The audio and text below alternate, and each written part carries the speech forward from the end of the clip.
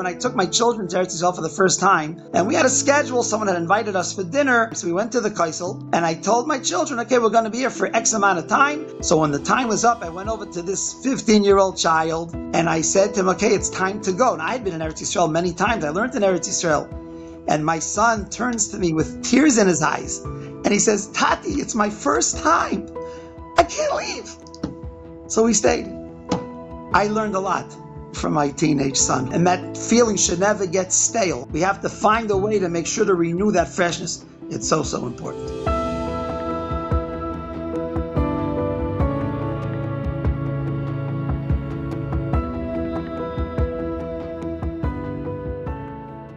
Baruchim Abayim, and welcome to Torah Talks Chazaq's Tuesday night program with special guest. We have with us all the way from Chicago, Rabbi Henoch Plotnik Shlita. Rabbi, welcome. How are you? Baruch Hashem, we're doing good. A little cold, but we're okay. Baruch Hashem. Very, very excited to have the Rabbi on the program. And we're going to be discussing inspiring our children. And before you get to the exciting topic, if you could please get a little bit of background about the Rabbi and the great work you're involved with. Sure. I grew up in Boston, Massachusetts. I spent my formative yeshiva years in Philadelphia Yeshiva. After that, I went to Ponevezh. I learned by the Gadol Hador, Rabbi Chazaq. After coming back from Ponevezh, I was in Lakewood for a short while until I moved to the Chicago Community Kollel, which is a Lakewood branch Kollel here in Chicago. I was there for 7+ years. Then I began dual careers in Chinuch and in Rabbanis. I am currently the 9th grade Rebbe in Yeshiva's Keser Yoina in Chicago. And although I'm not an active pulpit Rav anymore, but I still serve in that capacity on different levels and community issues and whatnot. So Baruch Hashem, I have a full plate, and I'm very happy to make some time to be part of your plate as well. Thank you very much, Rabbi Plotnik, for making time to joining Chazaq. We always appreciate it. And Yag the Torah, continue doing the amazing work that you're doing. And the question is, how do we make it exciting, Rabbi, being that you do so much chinuch, for our children to be excited and learning? Any suggestions? Well, let me tell you an interesting thing. I once asked my bachrim, how do you give geschmack? Now, the word geschmack doesn't have a good translation in English, but it means a tremendous amount of satisfaction, enjoyment, ecstasy, for lack of a better word. How do you give geschmack? So one boy raised his hand, and he said, you know how you give geschmack, Rebbe? By you being geschmack. That was a great answer. And I told him that you remind me of something that I had a question about. When I was learning in Ponevezh Yeshiva by Rabbi Chazaq back in the early 1980s, Rav Shach, besides his daily shir, used to give a shir klal. He used to give a shir once a week. He used to alternate with Rav David Povarsky every 2 weeks. And you couldn't talk to Rav Shach the entire day before he gave a shir. He was so focused and concentrated on what he was doing. The world could be falling in. You couldn't talk to him. And it was hard to understand the shir sometimes. His voice was raspy. He was old, even though he gave shir on a microphone.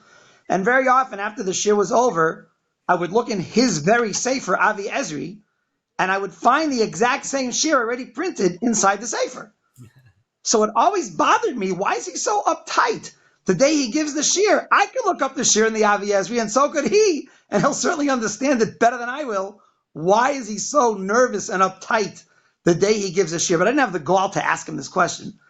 Years later, one of my classes gave me a set of svarim from Rav Shach, and one of the svarim was a collection of his last 20 shmuzin that he gave in yeshiva.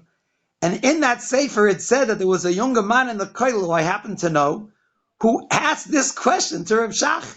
He had the gall to ask him, why do you get so nervous before these shiurim? They're all printed already anyway. What's the big deal? And Rav Shach said, do you think that the way to put Torah into your Talmidim is just by reading it out of a sefer, even if it's your own? You got to live it. It's got to be a Torah Chaim. And I got to go relive the whole sugya every single time and then give the shir with that Torah Chaim and that lebedikite, that sense of life. That's the only way you're ever going to succeed in giving Torah over to your Talmidim. So this Talmud was right on. The only way to give Geshmak is to give it over with Geshmak. You have to feel that geschmack. You have to feel that excitement and that unparalleled joy in learning. If you do that, you're already 90% of your way to giving things over to your Talmidim. And I spent the first 11 years of my teaching career teaching 8th grade. I was offered the job that I have now for the last 20 years. And I was very concerned if I could do the job justice because it's a different kind of a learning, 8th grade, as opposed to Mesifta. You're learning much deeper. You have to be much more familiar with what we call the yeshiva charade, all the different Torah from the contemporary Rosh Hashivas and the Acharonim, the later commentaries. And I was sort of out of the system for 11 years. And I asked one of my Rebbeim, Rabbi Yitzchak Perman, who's now retired. He lives in Lakewood. He was a phenomenal Rebbe and a very inspiring Rebbe for me. I asked him, is it possible to make this transition? And he said to me, your job as a Rebbe is to give the boys a geschmack in learning. You can do that no matter how long you were teaching elementary school. He said, you're afraid you don't know all the yeshiva, shatira, you don't know all the little details of the sugya? He said, by now there are plenty of svarim out there that can help you with that. It's not a problem. You can cheat if you want. That's fine. No one's going to know the difference. Your job is to give them over a geschmack. So I took that as my mandate, that you have to give them a geschmack. When you show the geschmack, you give them a geschmack. It was a very interesting story that Rabbi Bakst, Zatzal, the Rosh Hashiva in Detroit, related. The great Baal Musar, the Alta von Kelm, Reb Simcha Zisel Ziv, once had to go collect tzedakah from a wealthy person who was known to be a terrible miser. And it was very hard to get a penny out of him. And he went to his house, and he got on his hands and knees, and he started asking him for money. So the bacher that had accompanied the Alta von Kelm to this person's house was appalled. It's such a disgrace to the Torah that the Rebbe has to get on his hands and knees. So he asked him afterwards, why did you do that? He said, when you talk to a person, you have to talk in his ears. Some people's ears are on the side of their head. This person's ears are in his feet. I knew that's the way to talk to him, and he gave me a beautiful donation for what I was collecting for. And I read this story, and I said, this is the key to every mechanech's success. You have to find the ears of your Talmidim. You have to know how to talk to them. You have to know what speaks to them. You can't teach them like you taught 30 years ago, 20 years ago, 10 years ago, and sometimes not the way you taught 10 days ago or 10 minutes ago.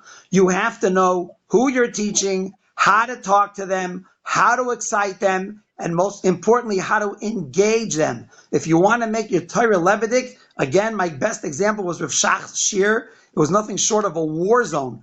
The Rosh Hashiva would pose a question, and he would let people fight and yell and scream. And this is the way the Shir caught on. Everybody was so excited to be part of it. And this is what a great classroom looks like. It's engaging. You involve the students at every juncture that you possibly can. Make everything as relevant as you can, especially when you're learning Gemara and sometimes you're learning archaic principles about an ox goring this and how do you put up an Erev or whatever the concept is. You got to make it as real and as relevant as you can. And I would advise people to do something which I do almost every Erev Shabbos. I pick out sections, mostly from Rav Yitzchak Zilberstein's Svarim Chashukei Chemed, that he has arranged by the Dafim in the Mesechtes, how the different sugis in the Gemara come alive in a real live shaila, and you can show the Brachim, look how the Rav paskin the shaila. He learned the same Gemara we did. He learned the same Taisus we did. He learned the same Rashba we did. And it makes everything so relevant and so real and so important. It gives it chiyus, it gives it life. One last thing which I would recommend, which I try to utilize as much as I can, call a Talmud's parents and grandparents whenever you have a chance. And just tell them, your son is terrific. He asked me a great kasha today. If you can even say over the kasha, ma toivu ma noyim, and you have all these partners with you in giving this child that enjoyment and that satisfaction in learning. The Zaidi calls up and says, your Rebbe called me up from Chicago, and he told me you asked this terrific question. I can't believe it. One day you're going to be a world's class Talmud Chacham. And then the Bubby calls and she says, I heard you opened up the door for your Rebbe before he fell on his face and broke his glasses. Oh, you're the one who tripped the Rebbe. You didn't tell me that part. Whatever it is, get them involved. And the more people that he has to please and he has to satisfy will make his learning that much more meaningful and that much more enjoyable. Amazing, Rabbi Plotnik. We feel the koach, the energy, the geschmack, like the rabbi said, through the screens. And the question is, how do we maximize their energies in learning in the classroom in specific?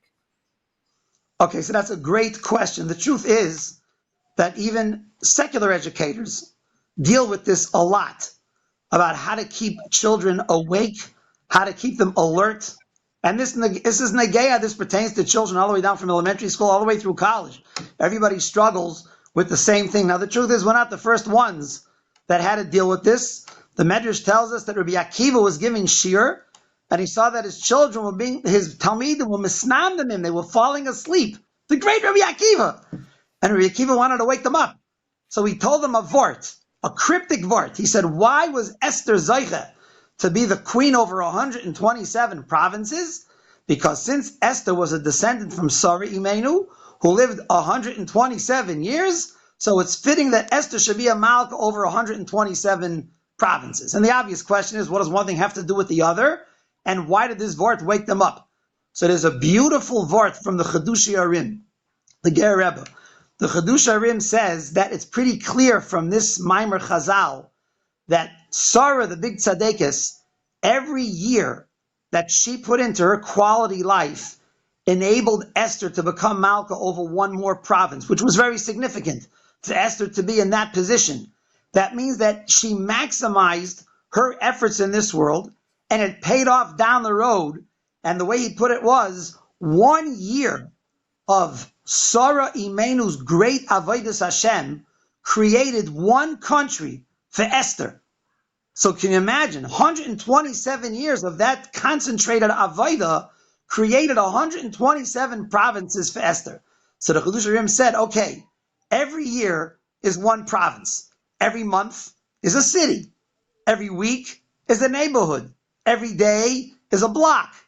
Every minute is maybe a backyard. But every single moment that you're alert and awake is so precious, you have no idea what you're creating down the road. So he woke up his Talmidim with that. He said, every minute is so precious. Every minute is so precious. So please don't let yourselves fall asleep. And of course, the Talmidim Rabbi Akiva took the bait. Halavai, my Talmidim would take that bait. I tried that Vort and Shir. It didn't quite work the same, but Amitz Hashem down the road, they'll be just like Talmidim of Rabbi Akiva if I can make myself Rabbi Akiva. But the truth is, there are a lot of tricks that you can use. One thing is to have shorter periods. I don't think it's a good idea to have children locked up in a share room for too long at a time. I guess that's age appropriate, obviously, but even ninth graders that I teach, I find that an hour is pretty much maxing out. And then you give a break. You gain in the long run. If you think keeping them for an hour and a half, you're going to accomplish more, you're making a big mistake. You break it up, and they're fresh when they come back. You should get active immediately as soon as you walk into that shir room, whether it's in the beginning of the day, whether it's during the break. Once upon a time, I don't know how old your listening audience is, but there used to be something called vaudeville acts. They used to have, you'll excuse me for mentioning the Three Stooges, if anyone knows what that is, but they used to have these comedy skits back in the 30s and the 40s. The average vaudeville act was 12 minutes, and it was done with a cheshbon, because they decided back in those days no one could pay attention for more than 12 minutes. Now, I read in a recent study that they said nowadays it's 10 minutes. I don't believe it. I don't think it's 10 seconds. You have to always be cognizant of the fact that people's attention spans are short. That means you got to keep switching ideas. You got to change up. You walk around the room and change the scenery, whatever it is. You're the scenery. You walk around to this bacher, to that bacher, move around the room, change the topic, whatever it is. Another important thing, which I learned from one of my Rebbeim, Rav Mendel Kaplan, he used to give shir in the middle of a circle. The Bachrim did not sit in rows. They sat in a circle. This way, everybody was in front of the Rebbe. Everyone had clear eye-to-eye contact. The Rebbe saw everybody. You can't fall asleep in a circle like you can behind the Bachar in front of you. It doesn't work. And there's a natural mechayiv. And I can tell you the honest truth, the shir room I have this year is a little bit smaller. One of the other Rebbeim needed my old shir room, which is big. I cannot put my Bachrim in a circle this year, and I can tell the difference. It's not the same, because when they're in rows, it's not the same. Yeah, you can hide a little bit behind another one. I don't see everybody the same. Put your Talmidim in a circle as much as possible. If you teach in a school that doesn't have big rooms, insist that they knock the school building down and build new rooms so you can teach in a circle. It's also okay to have water bottles. It's a good thing, not because they need to be hydrated, which they do anyway. But again, it's a break. It's a mental break for them. I can take a breath for a second. I'm taking a drink of water. That's fine. And even if they have to doodle nunu, it's not the end of the world. Better to doodle than to fall asleep. I asked one bacher, I gave out copies of a Rambam one day. I said, do me a favor. You're artistic. Doodle me on the back of your sheet while we're learning the Rambam. If you're not going to be listening anyway, at least do something constructive and make a picture of me. I'm still waiting for a good one. I haven't seen the practice ones, but as long as they're engaged and they're active, you're going to keep them alert. Amazing, Rabbi Plotnik. Very, very, very good points, especially now, Rabbi. And I know I'm veering off from the topic a little bit, but it's all connected. And in general, how does one have his children build a deep-rooted appreciation to Eretz Yisrael and Eretz HaKodesh? This is one of my pet peeves. I believe this is not really stressed enough in the educational system. I can't speak for every school. I'm only exposed to so many of them. But when I was growing up as a child, Eretz Yisrael was very much on people's minds. You have to realize when I was a young child, this was before 1967, but I have this vivid memory of a Meshulach coming to our house after 1967. I believe he came by boat, and he was staying in our house, and I asked him, did you see the Kaisel Maravi? In those days, the Kaisel Maravi was a painting on everybody's living room. In fact, I mentioned this once in a class, and one woman said, I'm sorry I can't afford a painting, but she got me a little 5x7 picture of the Kaisel Maravi in a frame. And she said, at least you can put this in your living room. And I have it on the wall in one of my hallways. But it was such an excitement. Kaisel Maravi! And I remember he told me back, not only did I see the Kaisel Maravi, I even saw the Marsa Machpelah too. I couldn't believe it. Wow. It was such a thrill. Now, the truth is nowadays, I hate to say it, but to some people, Eretz Yisrael became a little bit of a tourist attraction. The thrill of Artseinu HaKadosh might have somehow changed a little bit because we're so rugged, we're so used to being able to go there. Maybe that wore off. I remember Nebuch, I was once in a souvenir shop in Mea She'arim. There were two men talking about their itineraries for the day. And one of them said, yeah, first we're going jeeping, and then we're going to do Rabar and Leib. And I looked around at this person. I said, you're going to do Rabar and Leib? What is he, the Statue of Liberty? You're going to see Gedolim and Kedoshim and Eretz Yisrael. But to him, Eretz Yisrael, it seemed like it's another vacation spot. It's like Rio de Janeiro, La Havdil. We're going to do jeeping. We're going to do Rabar and Leib. Maybe we'll do Rebbetzin Kanievsky too. Eretz Yisrael, when we grew up, was a place where we had this tremendous passion to go, to see. We got it from our parents. We got it from society. It was something that was very chashiv to us. I just read a beautiful story last night. The previous Bayana Rebbe was once in Switzerland, and he was on a train, and the shamish that was traveling with him said, you can get a beautiful view of the Alps right now. You want to see the Alps? He said, no, I'm busy learning Mishnayos. It's okay. They finally went back to Eretz Yisrael, and in the taxi cab on the way back to his deer in Yerushalayim, he was looking out the window the whole time. So his shamish said, I must ask the Rebbe, why in the Alps didn't you feel compelled to look at the scenery? And in Eretz Yisrael, you do. See, he said, do I have to see the creations of Hashem? I see them on my body every day. Sorry, I don't have to see the Alps. But on Eretz Yisrael, it says in the pasuk, Eine asher Hashem alekecha boi. Hashem looks at Eretz Yisrael. How do I not want to look at Eretz Yisrael? And you hear a meister like this, and it makes you feel so warm and so close about how great people felt that warmth, that caring for Eretz Yisrael. The Gemara says that you're not even allowed to sit in a spot in Eretz Yisrael where you're going to complain about the heat. You have to go into a cooler spot. There was a Yid in Eretz Yisrael. He had an air conditioner, and he had a little sign on it. He wrote, Mizgan Rav Ami and Ravasi. The air conditioner of Rav Ami and Ravasi, because they're the ones that said in the Gemara that you shouldn't sit in a hot place in Eretz Yisrael, so you shouldn't say Lashon Hara in Eretz Yisrael. The Meraglim were accused of saying Lashon Hara in Eretz Yisrael because they didn't learn from Miriam, who said Lashon Hara on Moshe. Moshe's a person. Eretz Yisrael is not a person. It's sticks and stones. It's ground. But the Gemara is telling us a tremendous lesson that we have to feel Eretz Yisrael like we feel a person. All those kinnis at the end of the kinnis and Tisha of all those tziyonim, we're talking like we're talking to a person. If you read those things slowly, it's already the end of kinnis. Sometimes you're a little too fast by then. But sit down, Erev Tisha B'Av, and read them. We relate to Eretz Yisrael like we relate to people, and that's the love we have to have for Eretz Yisrael.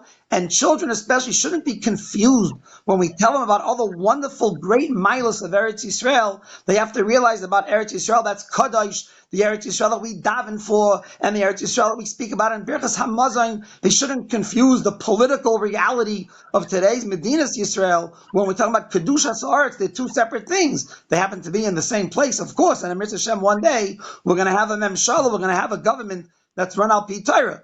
But they have to appreciate what it is if we speak about how special Eretz Yisrael is, how special the fruits of Eretz Yisrael are, and they still taste different. I remember once sitting in the house of Rabbi Yossel Scheinberger, the secretary of the Eidah Charedis, and he took out a thing of grapes, and he said to me in Yiddish, Zay toyin Paris Eretz Yisrael, taste some Paris of Eretz Yisrael, and they're the most delicious grapes I ever had in my life. I always would like to go back to Eretz Yisrael to eat some Paris of Eretz Yisrael. We have to talk about this a lot. The Alta von Slobodka, when he retired at the end of his life and lived in Yerushalayim, he was frail, he was sick, and somebody asked him, why are you here? You can't do anything here anyway. And he said, what do you mean I can breathe the air of Yerushalayim? What do you mean I can't do anything here? And we have to inculcate these things in our children to make sure they understand and appreciate how special Eretz Yisrael is. I remember last time I was in Eretz Yisrael, I got a ride in a taxi. And of course, the taxi drivers there are all missionaries trying to make you move to Eretz Yisrael. So this person says to me, no, so when are you making Aliyah to Eretz Yisrael? And I said, I hope to do it soon, but you should know that my wife is a big Tziyoni. So the man looks at me, he says, Ma, Rav kamotcha, a Rav like you, your wife is a Tziyoni? And I said, sure. My wife cannot wait until we have a Beis HaMikdash again, and we're all going to live in Yerushalayim. We're all going to live in Tzion. These are the kinds of things we have to relate and explain to them. Learn the Gemaras at the end of Ksubis and find out the miles of Eretz Yisrael. But we have to talk about this a lot and make the situation of today that much more real and Nebuch that much more painful. How we're fighting for Eretz Yisrael, B'Kedushasa, that Amrit Hashem we hope will all be Zoicha to be in B'Mheir of Yameinu. Amen. So I always tell people, and I take this to heart a lot, is that we all know that Moshe Rabbeinu davened 515 times in order to be able to go into Eretz Yisrael. And today we have the schut, we have the merit to be able to go there. How important it is! Every opportunity I have, I go there all the time, and it's nothing like it. And there's no question about it. We all know that Moshe Rabbeinu davened so many times. What all those prayers, whether they went to waste, Chas v'shalom, God forbid. But no, we all know that the schuyot, the merits that we have. Being able to go to Eretz Yisrael and to win all those wars that happen, is because of the bank account that was put to the side by Moshe Rabbeinu. And with regards to the fruits, family members, friends, they always go to Eretz Yisrael. What I always ask them, bring me some fruits, bring me some pistachios, bring me some stuff, because there's no question about, like the rabbi said, the taste, the avirah, the feeling of Eretz HaKodesh, it's very, very, very, very special. I want to tell you two short things, if I may. Please. Rabbi Yaakov Kamenetsky, one of his grandchildren went to yeshiva with me. He went to learn in Yerushalayim. And Rabbi Yaakov told him, don't go to the Kosel Maravi for 2 weeks. I want you to build up the excitement to go to the Kosel. So by the time you get there, you'll be bursting with excitement. It's so important to feel that rush of Kedusha. And just another short story, when I took my children to Eretz Yisrael for the first time, so my youngest son was a young teenager, probably 15 years old or so, and we had a schedule. Someone had invited us for dinner, and we were supposed to be there by a certain time. So we went to the Kaisel, and I told my children, okay, we're going to be here for X amount of time, and then we're all going to meet again somewhere in the plaza. So when the time was up, I went over to this 15-year-old child, and I said to him, okay, it's time to go. And I had been in Eretz Yisrael many times. I learned in Eretz Yisrael. And my son turns to me with tears in his eyes, and he says, Tati, it's my first time. I can't leave. So we stayed. I learned a lot from my teenage son, who Baruch Hashem today is in his middle 30s in a Rebbe in a yeshiva someplace. Baruch Hashem. But I learned a lot from him. And that feeling should never get stale. And it's very important that it should always feel fresh. Every time we go, like you said, we're zeicha to go many times. But every time we go we have to find a way to make sure to renew that freshness. It's so, so important. 100%, Rabbi Henoch Plotnik. We are enjoying every single moment. The importance of inspiring our children, whether it's learning, whether it's in the classroom, or whether it's about Eretz Yisrael. We have a minhag, we have a custom on Chazaq's Torah Talks. A final message from for our broad audience from the Rabbi. My one final message is what Rabbi Yitzchak Kutner used to tell people, that the vehicle for Divrei Torah and Ruchnius to come inside a person's neshama is only through simcha. A person needs to have simcha to bring all the Ruchnius into their neshama. We're all starving right now for Ruchnius, our brothers and sisters in Eretz Yisrael. How many of them have embraced the Torah lifestyle? They're putting on tefillin, they're putting on mezuzahs on their homes, they're doing everything. Everywhere, Rabbi, not just in Eretz Yisrael. And with all the pachad, there's that feeling of simcha and pride that we are Yidden, we have to live it, we have to show it, and in Mitzvah Hashem, if we do, our children will have it and live it as well. Hatzlacha to everyone in your listening audience. And Mitzvah Hashem, if I can repeat the words of my wife, V'sechazenu eineinu v'shuvcha l'tzion v'rachamim. Amen. Yeshar Koach, Rabbi Henoch Plotnik. If you do it Hashem b'simcha, a topic that we love so much, the importance of serving Hashem with happiness. And Chazaq's Tuesday night Torah Talks, 8:30 p.m. Eastern Standard Time, chazaq.org/live. Baruch Hashem, so many special guests that we've had and continue to have, Baruch Hashem, every single week.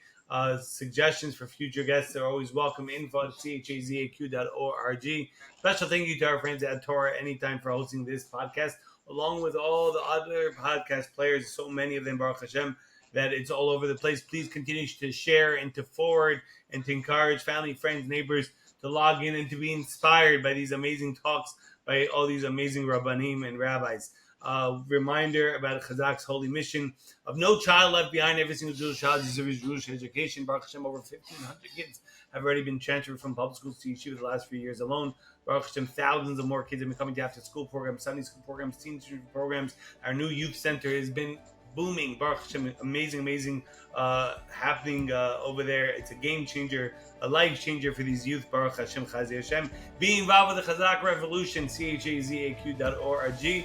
And Bezrat Hashem, we're going to be having very big updates and news very soon. And daily giving, $1 a day goes a very far way. We encourage everyone to check that out. And once again, thank you very much, Rabbi Plotnik, all the way from Chicago. You're very welcome. Thank you for the privilege.